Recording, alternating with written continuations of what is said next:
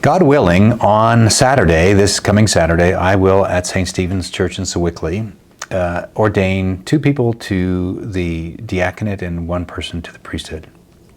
And as we do that ordination on this week in our common life together, it strikes me that it'd be worth asking the question, why do we ordain people? And how do we make decisions about ordination? Now, many people may not even ask that question. Well, we ordain people because we ordain people, and that's just what we expect. But indeed, the word ordination, just like the word orders, we think of the different orders of the church being deacons, priests, and bishops. Those words come from the word order. And so, because the life and the work and the ministry of the church needs to be ordered, we have acknowledged these historically in the life, going back to the very early church, these 3 orders to structure and order the ministry and the function of the church.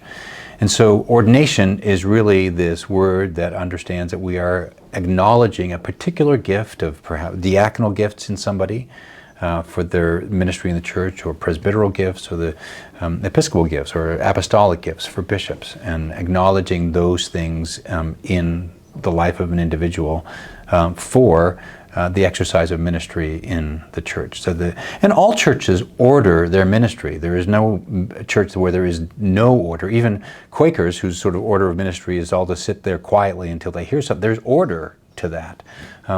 All churches have an organization and an order to their ministry. It might be a board of elders, it could be a board of deacons, but ministry is always ordered because that actually facilitates the proclamation of the gospel and the discipleship of Christians. And so in our tradition, again, going back to the very early church, our orders are deacons, priests, and bishops. And so we do this because the church and its ministry does need order. The second question really is, well, how do we come to those conclusions? How do we know who to ordain? And it really is fundamentally a discernment of the church. What is different about sort of ordination as opposed to any other sort of career path is, for example, if I wanted to be a lawyer, which I once did, I would go and write my LSATs and then hopefully get into law school, study law, get my law degree, write my bar exams, get a job, and boom, there I am, a lawyer. And that's really kind of my choice, my decision, my sense of direction. And by the way, I think all Christians, not just priests, deacons, and bishops, I think all Christians should be thinking about what is the Lord calling me to be, not just what do I want to be, but that's a different question.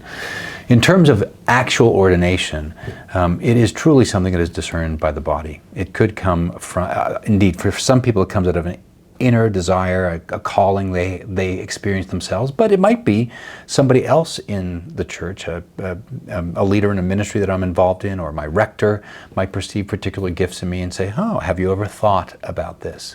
Again, there's a sense of the body calling. And within our process, indeed, the larger body needs to be part of that. The rector does a portion of that. There's a parish discernment committee where the local body says, well, are the gifts here? Do we perceive the gifts here?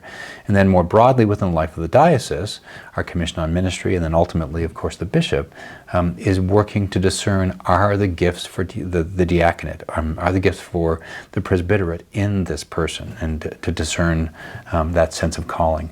And that's because it is a calling of the church, not a calling of an individual, and it is a calling of the church. And so we are, and indeed, as ordination is about the order of the church, even the process of ordination is ordered because the church needs to do that discernment.